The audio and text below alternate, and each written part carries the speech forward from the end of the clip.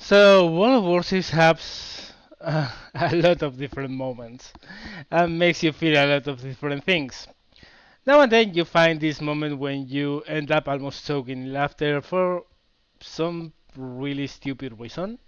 Now take for instance this particular case. I'm just aiming some torpedoes at that Wyoming over there. And then, well, as you are looking at the torpedoes as they come closer and closer and closer, you see the target turn. You are thinking, come on, hit, hit, hit, hit, hit. And they don't hit. Well, you feel cool, but then something strange happens. What the hell was that? Oh, I just hit something I couldn't see. At this moment, I was kind of grinning, saying, "What the hell?" But when then inside happened this. And I don't know why I started laughing like mad. A subscriber who was literally no scoped and shot out of the water by just sheer luck because it wasn't anything else. You just no scoped me. I don't know. I just found this very amusing. But then you have these other moments. So every game I'm turning to go into position. I'm looking around, trying to get my bearings, looking at the Cleveland to know where he's going to go, if he's going to come with me, giving me anti-aircraft support or not. Yes, well, trying to get my on. Oh, what the hell is this? AFK destroyer. Oh well, happens. People who don't move at the beginning of the game. So well, I just keep on going. I don't even say sorry because I think he's AFK. I keep on looking, minimap, where is everything, and what the hell is this? Well, this is the kind of idiots who destroy a game. Well, accidents happens. A RAM after all is what? 10 points of damage. That guy dealt 42,000 damage to me. And of course, sealed the deal for our team because we lost this game by a big margin. Yeah, players. What are you going to do? And then you have moments like this. This battle, as a whole, we are going to see it full.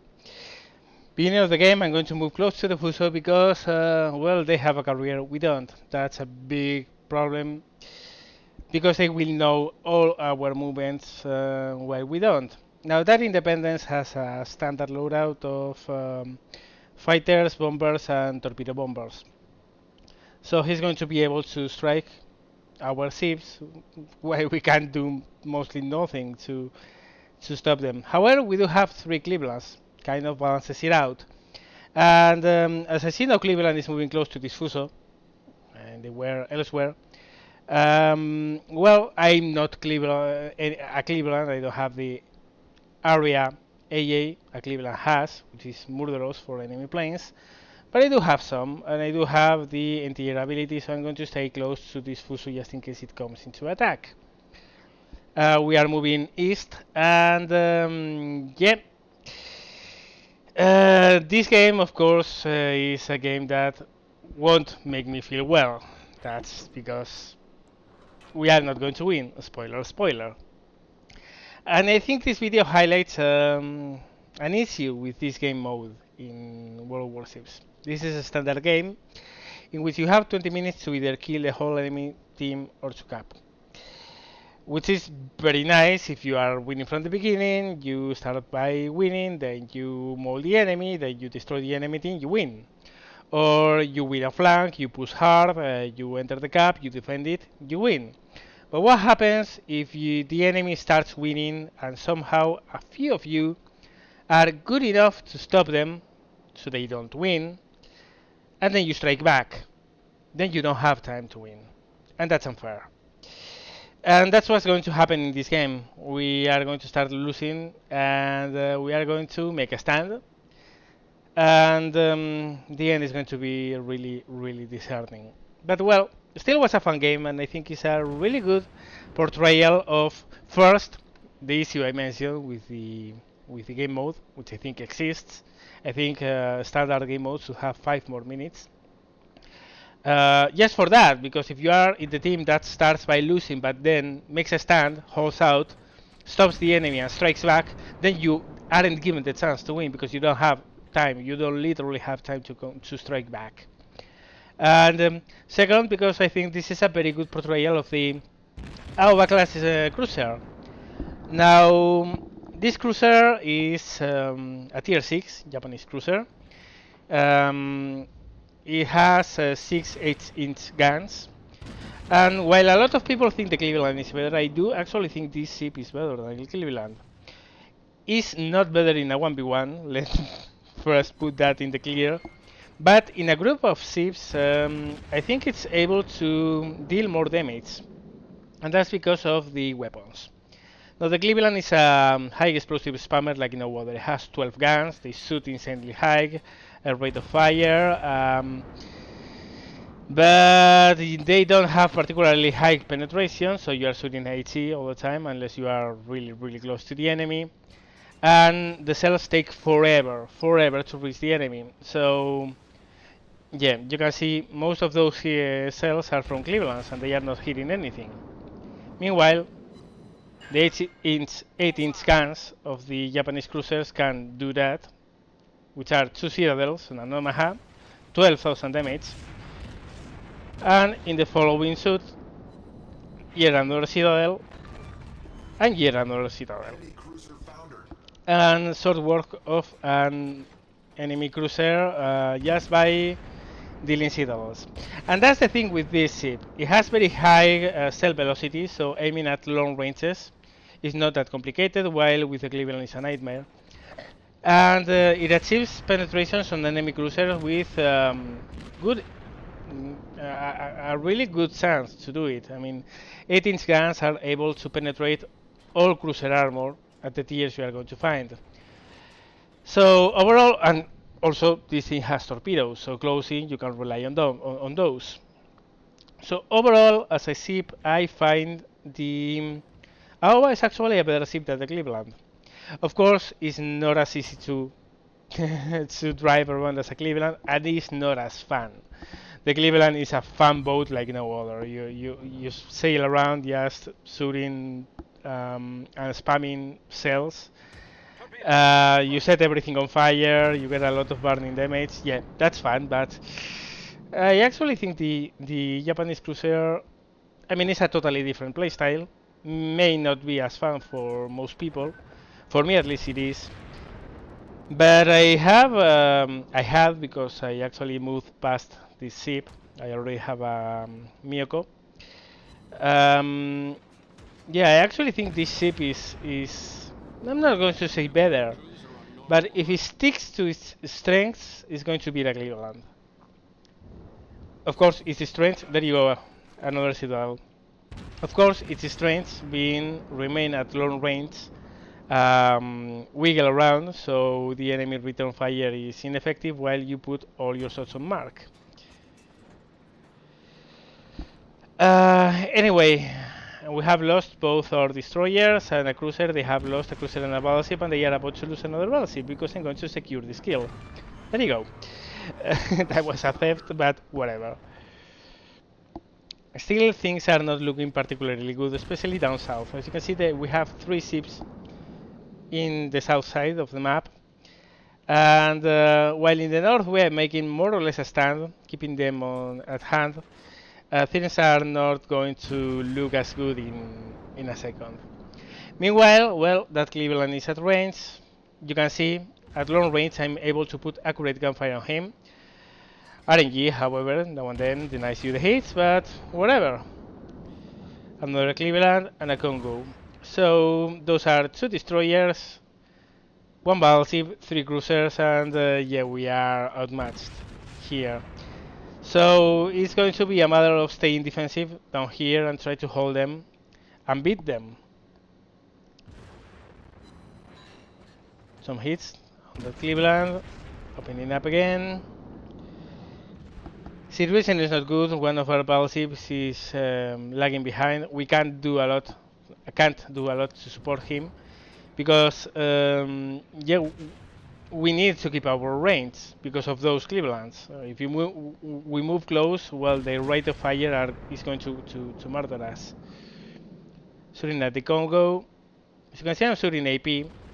It's not far-fetched. Believe me, the Congo is not well armored, and it wouldn't be the first time I get citadels on a Congo. In this case, I didn't. In fact, that was a bounce, but whatever. So staying close to this Mayogi, we have lost the Fuso.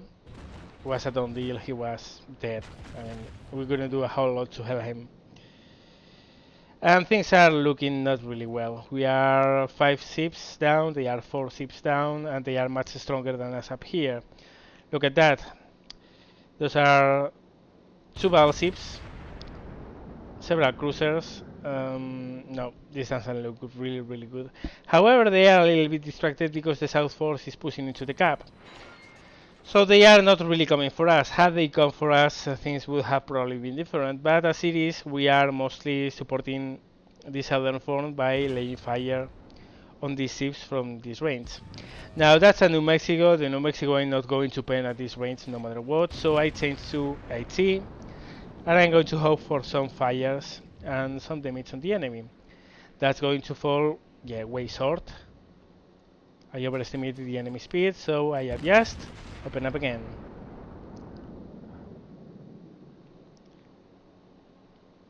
Now you can compare the angle of shot between the Clevelands, which are all those lots of guns which are falling on that New Mexico, hitting nothing at all, while I'm hitting.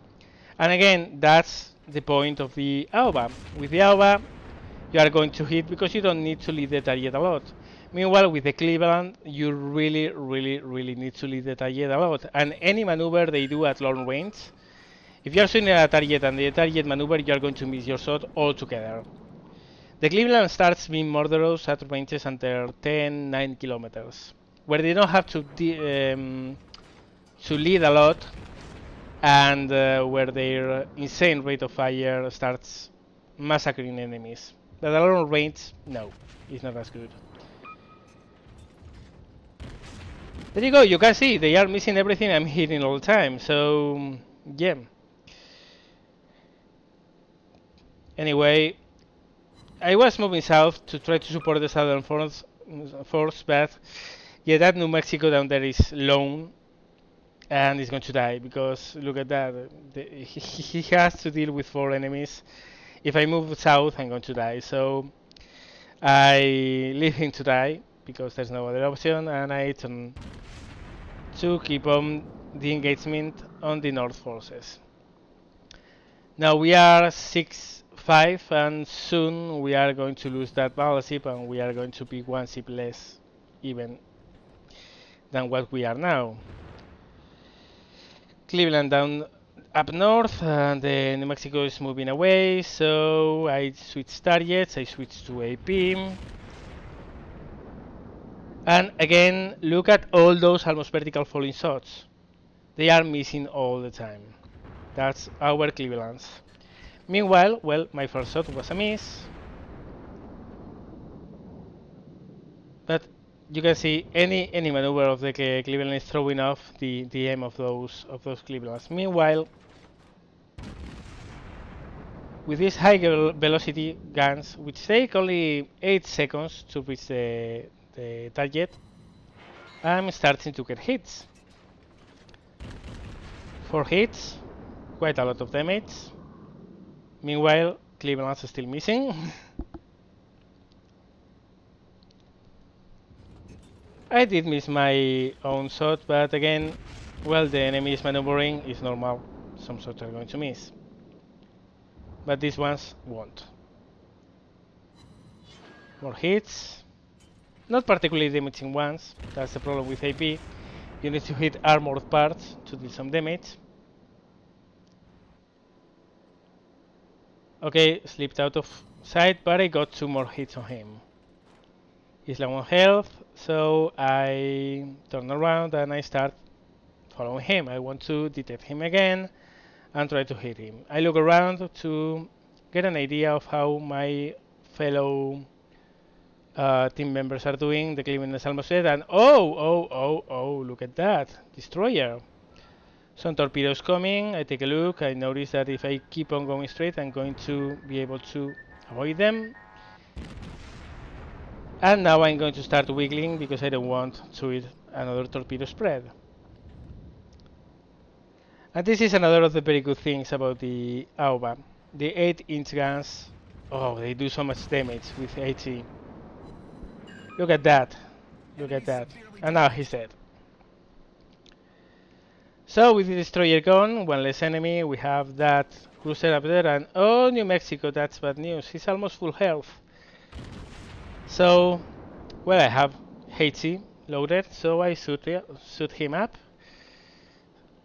And now, this is key with cruisers. Never ever give them your broadside, ever. Because if you give them your broadside, they are going to citadel you. And if they citadel you, they will kill you.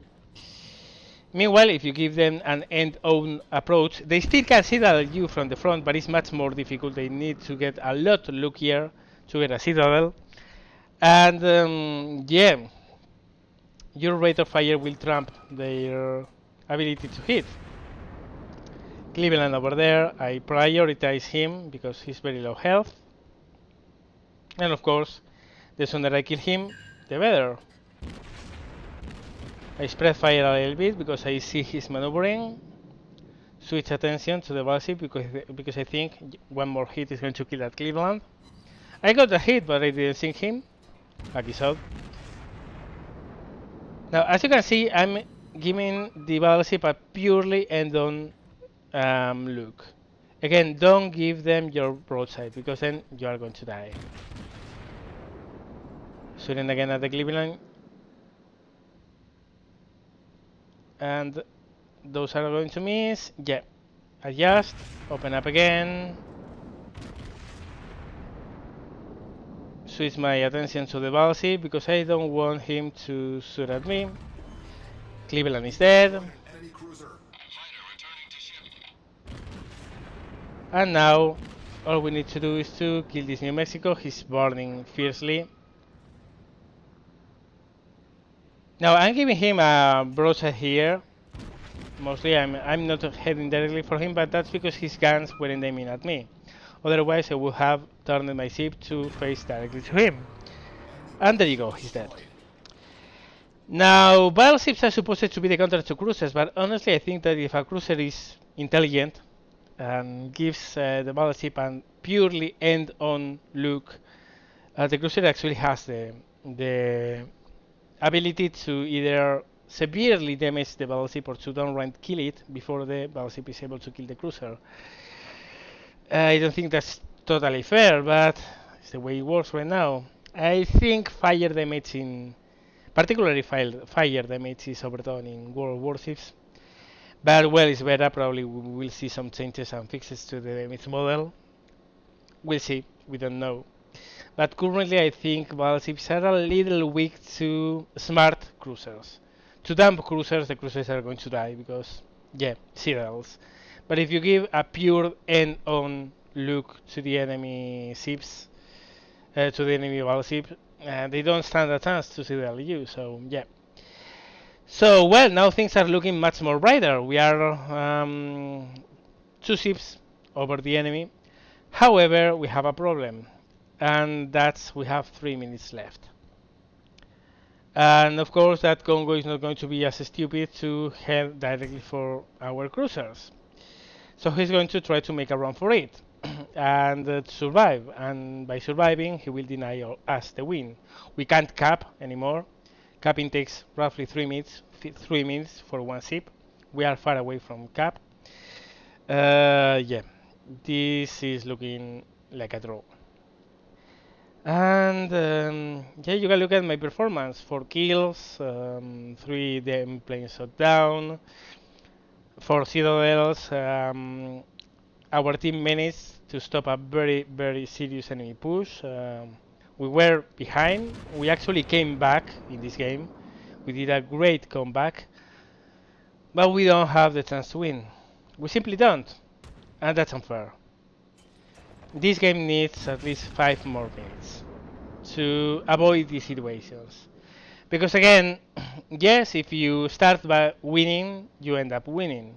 But what happens if the enemy starts winning, you hold them, you start striking back, you come back, but then the game ends and you are left with a big finger telling you to piss off that you are drawing the game. And oh look, independence, that's a nice target for me. Now by switch target to independence, he's doing nothing, probably he has no more planes left at this stage. We have 3 Clevelands, probably they have murdered all his planes. I switch target to him because I look at my other teammates and I see they are in range of the battleship and probably they are not in range of the carrier. I am the closer one, the one that's able to kill him the fastest. So I concentrate on him, try to kill him as fast as he can. Set him on fire, keep shooting him up. And now you can see enemy battleship is shooting at me, but I have a purely end-on approach to him. He can't citadel me. Well, technically he can. A forward hit can hit your forward bulkhead and citadel you. But seriously, it's so complicated with the big spreads of the battleships to hit such a narrow thing as the bulkhead of a forward-facing cruiser. Fire torpedoes, but we only have 40 seconds left. I really need to kill this thing as fast as I can. Another hit by the battleship, no big deal. I need to kill this thing before the game ends and hope my teammates kill the battleship in time. But sadly, we are going to come very close to that. You are going to see it, but in the end we couldn't. We were maybe 30 seconds short of winning this game, but we couldn't win this game because the game again needs more time. Maybe not 5 minutes. Give it 3 more minutes. With 3 more minutes, it would be fair. Like it is, sadly. Look at that. Sadly, it's not. So another kind of moments you get in World of Warships are like this. 1700 XP, lots of money, amazing game, 5 kills, whatever. The game won't let you win, and that's really annoying. So yeah, you get a lot of feelings by playing World of Warships, and I hope these feelings have entertained you. As always, guys, thank you very much for watching, and see you later.